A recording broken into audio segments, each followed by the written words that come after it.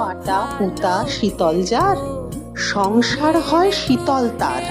গোটা সিদ্ধ নামটা কানে এলেই মনে পড়ে এপার বাংলার ঘটি বাড়ির রান্নাঘর।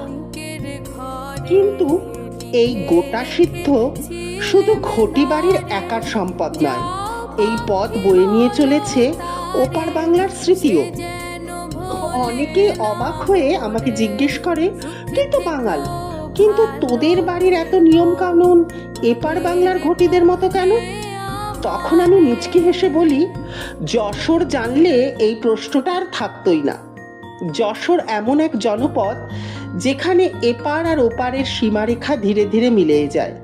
মানুষের আচার, কথাবার্তা, উৎসব ও রান্নার হাঁড়িতে সবেতেই পশ্চিমবঙ্গের সঙ্গে এক গভীর মিল।